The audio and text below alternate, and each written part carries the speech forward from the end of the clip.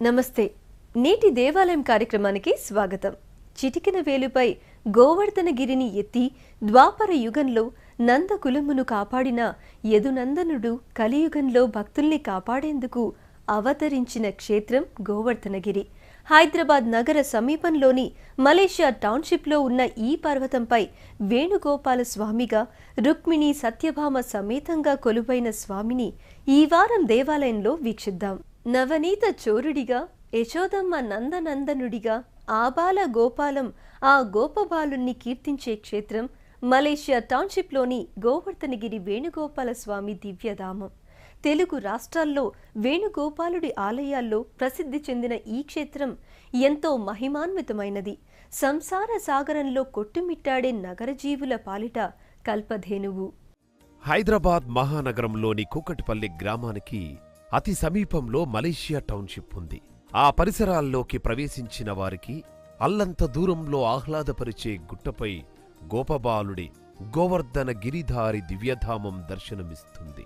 ఎత్తైన కొండపైకి వాహనాలతో వచ్చే భక్తులకు ముందుగా స్వామివారి దివ్య తిరునామాలు ధరించిన శిలలు దర్శనమిస్తాయి. త్రేతాయుగంలో 100 యోజనాలు గల సముద్రాన్ని దాటడానికి రాళ్లపై రాముడి పేర్లు చెక్కితే, కలియుగంలో సంసార సాగరాన్ని సులువుగా దాటేందుకు ఆ స్థితికారకుడైన స్వామి దివ్యమంగళ రూపాల్ని నామాల్ని ప్రతిష్ఠించినట్లుగా నిలువెత్తు శిలలు ప్రవేశద్వారం వద్ద భక్తులకు దర్శనమిస్తాయి. అక్కడి నుంచి భూలోక వైకుంఠానికి మార్గనిర్దేశం చేస్తున్నట్లు గోపాలస్వామి ఆలయానికి చేరే మెట్లు దర్శనమిస్తాయి. భక్తుల మెట్ల పూజతో పునీతమైన వాటి మీదుగా ముందుకు సాగితే అలవైకుంఠపురిలో ఆ మూల అంటూ భాగవతోత్తముడు పోతన నిండుగా వర్ణించిన స్వామి దివ్యధామం ధవళ వర్ణంలో దగద్దమాయమానంగా మెరిసిపోతూ ముందుగా బంగారు వర్ణ శోభితంతో అలరారే ధ్వజస్తంభం భూమి ఆకాశాలను ఏకం చేస్తున్నట్లు నిటారుగా నిలువెత్తున ప్రతిష్ఠితమై కనిపిస్తుంది. చందనే బలిపీఠంపై ఉంటుంది. ఆ ధ్వజస్తంభ పీఠాన్ని చుట్టి లోపలికి ప్రవేశించిన భక్తులకు విశాలమైన గుడి ఆవరణ మంత్రముగ్ధుల్ని చేస్తుంది. చుట్టుపక్కల నుంచి వీచే కొండగాలి, దూర ప్రాంతాల నుంచి అలసి సొలసి వచ్చిన భక్తుల అలసట క్షణాల్లో మాయం చేస్తుంది. అలా సేదతీరిన భక్తులు మరింత ముందుకు వెళ్తే స్వామివారి గర్భాలయానికి చేరుకుంటారు. అక్కడ వారికి ముందుగా స్వామివారి ద్వారపాలకులు జయ విజయుల విగ్రహాలు దర్శనమిస్తాయి. ఆపై శంఖుచక్రాలు, తిరునామాలతో అలంకరించిన తెర కనిపిస్తుంది. భక్తులకు భగవంతుడికి అనుసంధానమైన ఆచార్యులు స్వామి నిత్యాలంకారం పూర్తయిన తరువాత ఆ తెరను తొలగించిన నందనం నుండి నల్లటి దివ్యమంగళ విగ్రహ దర్శన భాగ్యాన్ని భక్తులకు కల్పిస్తారు. పట్టు పీతాంబరధారి అయిన వేణుగోపాలస్వామి దివ్యమంగళ విగ్రహాన్ని చూసి భక్తులు మైమరిచిపోతారు. చేతిలో మురళి, వైజయంతి మాలను పోలిన నిలువెత్తు చామంతి దండలు స్వామివారి రూపాల్ని భక్తుల హృదయాల్లో ముద్రవేసేలా చేస్తాయి. స్వామి శిరస్సుపై శిఖపించాలను కలిగిన కిరీటం, సన్నటి వంపు తిరిగిన నడుము చుట్టూ వడ్డానం, పచ్చటి పసుపు ఛాయలో తళతళ మెరిసిపోయే తిరునామాలు, దక్షిణ వామహస్తాల్లో శంఖుచక్రాలు దివ్యమంగళ రూపాల్ని నయన మనోహరంగా విస్తాయి. స్వామివారి విగ్రహాన్ని చుట్టుకున్నట్లు ఉండే తోరణం 12 అవతార మూర్తుల రూపాలతో భక్తులకు దర్శనమిస్తుంది. ఈ ఆలయంలో భక్తులకు ప్రత్యేక పూజలు నిర్వహిస్తారు. ప్రతి రోహిణి నక్షత్రంలోనూ సంతానానికి సంబంధించి, అలాగే వివాహానికి సంబంధించినటువంటి వారందరికీ కూడా నక్షత్రాభిషేకం నిర్వహించడం జరుగుతుంది. అదేవిధంగా అమ్మవారికి ఉత్తరా నక్షత్రంలో విశేష అభిషేకాలు చేయడం జరుగుతుంది. స్వామివారికి ముక్కోటి ఏకాదశి, శ్రీకృష్ణాష్టమి చాలా వైభవంగా జరిగేటువంటి పర్వదినాలు. అసంఖ్యాకంగా భక్తులు పాల్గొని ఈ యొక్క స్వామివారిని సేవించి వారి వారి కోరికలు నెరవేరమేసుకుంటున్నారు. అదేవిధంగా చాలా ప్రఖ్యాతించినటువంటి సంతాన గోపాల స్వామి దేవాలయంలో ఇక్కడ స్వామివారికి దేశంలో గల పలు ప్రాంతాల నుంచి ఇక్కడ విచ్చేసి స్వామివారికి విశేషంగా రుక్మిణి కళ్యాణం చేయించుకుంటూ ఉంటారు. ఈ కళ్యాణంలో పాల్గొన్న దంపతులకి చాలామందికి సంతానం కలగడం, అదేవిధంగా వివాహాలు జరగడం, ఉద్యోగరీత్యా, వ్యాపారరీత్యా, ఆరోగ్యరీత్యా ఉన్నతి కలిగి లక్ష్మీ కటాక్షం కలుగుతుందని వారి వారి అనుభవాలు మాకు తెలియజేయడం జరుగుతుంది. విశేషించి ఇక్కడ సంతానం కోసముగా అదేవిధంగా వివాహం కోసంగా రుక్మిణీ కళ్యాణం నిర్వహించడం జరుగుతుంది. సంవత్సరంలో 5 పర్యాయాలు స్వామివారికి కళ్యాణం చేయడం జరుగుతుంది. వైశాఖ మాసంలో వైశాఖ శుద్ధ ఏకాదశి రోజున రుక్మిణీ కళ్యాణము, అదేవిధంగా చైత్ర శుద్ధ నవమికి సీతారామ కళ్యాణము, వైశాఖ శుద్ధ పౌర్ణమి రోజున స్వామివారికి విశేషంగా 1,00,000 పుష్పార్చన, 1,00,000 కుంకుమార్చన, అదేవిధంగా 1,00,000 తులసి పూజా కార్యక్రమాలు విశేషంగా చేయడం జరుగుతుంది స్వామివారికి. సంతాన వేణుగోపాల స్వామి ఆలయంలో ఆయన దేవేరులకు ఆల్వారులకు ప్రత్యేక ఉపాలయాలు ఉన్నాయి. ఇక్కడ గోదాదేవి తిరుకళ్యాణాలు, రామనవమి, శ్రీకృష్ణాష్టమి వంటి వేడుకలను వైభవోపేతంగా నిర్వహిస్తారు. సంతాన వేణుగోపాల స్వామి గర్భాలయానికి కుడివైపున ఆది మహాలక్ష్మి అవతారమైన రుక్మిణీదేవి ఆలయం దర్శనమిస్తుంది. బంగారు వర్ణశోభితమైన చీర, కిరీటం, దగద్దమాయమానంగా మెరిసిపోయే ముక్కుపుడక అమ్మవారి ప్రత్యేక ఆకర్షణ అలంకారాలుగా కనిపిస్తాయి.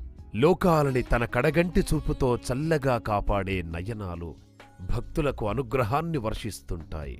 హృదయంపై మెరిసిపోయే మంగళసూత్రం, నడుముకున్న వడ్డాణం, వెండి పాదపీఠం అత్యంత శోభాయమానంగా కనిపిస్తాయి. ఎడమవైపున సత్యభామాదేవి సన్నిధానం ఉంటుంది. భుజాలపై కమలాలు కన్నుల పండువ చేస్తుంటే బంగారు వర్ణశోభితమైన చీర, కిరీటం, దగద్ధమాయమానంగా మెరిసిపోయే ముక్కుపుడక అమ్మవారికి ప్రత్యేక ఆకర్షణ అలంకారాలుగా కనిపిస్తాయి. హృదయంపై మెరిసిపోయే మంగళసూత్రం, నడుముకున్న వడ్డానం, వెండి పాదపీఠం అత్యంత శోభాయమానంగా కనిపిస్తాయి. ఇదే ఆలయంలో మనం ఆండాళ్ గోదాదేవి దర్శనం కూడా చేసుకోవచ్చు. స్వామివారిని పసురాలతో పరవశుల్ని చేసి తన వశం చేసుకున్న తల్లి భక్తి సౌగంధ పరిమళాలు మాతను దర్శించుకునే భక్తుల్ని అలరిస్తాయి. మరో ఉపాలయంలో శ్రీ రాజ్యలక్ష్మీదేవిని కూడా భక్తులు భక్తితో కొలుస్తారు. వివిధ వర్ణాలైన రాళ్ళు కుప్పలుగా పోసి అలంకరించిన అమ్మవారి దివ్యమంగళ కిరీటం, విగ్రహానికి అవృతంగా మలచిన శిలాతోరణం, మెరిసిపోయే ముక్కుపుడకలు, మెళ్ళో ప్రత్యేకంగా కొట్టొచ్చినట్లు కనిపించే ముత్యాల దండ, కాసుల పేరు, సూత్రాలు, హారాలు అమ్మవారి దివ్య మనోహర రూపాల్ని ఎంత చూసినా తనివి తీరలేదన్న అసంతృప్తిని భక్తులకు మిగులుస్తాయి. గరుడాళ్వార్ల సన్నిధానం కూడా వేణుగోపాల ఉపాలయాల్లో అత్యంత మహిమాన్వితమైంది. పాదపీఠంలో గణేశుడితో కొలువైన గరుడాళ్వారు వారు బరువైన గులాబీమాల, మెరిసే తిరునామాలతో దర్శనమిస్తారు. నల్లని విగ్రహాన్ని అలంకరించిన వజ్రకిరీటం, ఉత్తరీయం, పట్టుపంచె, యక్షోపవీతం, సర్వభూషితమైన అలంకారంలో స్వామి ముకుళిత హస్తాలతో భక్తుల్ని అనుగ్రహిస్తారు. ఎత్ర ఎత్ర రఘునాథ కీర్తనం తత్ర తత్ర కృతమస్తకాంజలిమంటూ ఎక్కడ ఎక్కడ రామభజన జరుగుతుందో అక్కడే తాను వసిస్తానంటూ భక్తులకు రామనామ మహిమ చాటి చెప్పిన మహనీయుడు హనుమంతుడు. గోవర్ధనగిరిని సందర్శించే భక్తులకు సైతం అభయ ముద్రతో ఆదుకుంటున్నారు. తనను నమ్మే వారి మనోరథాలు నెరవేరుస్తూ భక్త సులభుడని కీర్తింపబడుతున్నాడు. గోవర్ధనగిరిపై సంతాన వేణుగోపాల స్వామిని దర్శించుకునేందుకు వచ్చే భక్తులకు ప్రధాన ఆలయానికి అల్లంత దూరంలోనే రామభక్త హనుమ అంజలి ఘటించి ఆహ్వానిస్తారు. కాంక్రీట్ జంగిల్ మధ్యలో ఉన్న దివ్యధామానికి విశేష ప్రాశస్త్యం కలిగిస్తోంది. గంధ సింధూర శోభితమైన స్వామి భక్తులు సమర్పించిన మాలల మధ్య తేజోవంతంగా ప్రకాశిస్తూ వీరాంజనేయుడు దర్శనమిస్తారు. గంధ సింధూర వర్ణం, యజ్ఞోపవీతం, తిరునామాలు, అంజలి ఘటించిన హస్తాలతో ఉన్న స్వామి సుందర దివ్యరూపాన్ని చూస్తూ భక్తులు మైమరిచిపోతారు. ప్రదక్షిణలు చేసి తమ మొక్కులు తీర్చుకుంటారు. ఇక్కడ స్వామివారికి ప్రత్యేక పూజలు నిత్యం నిర్వహిస్తుంటారు.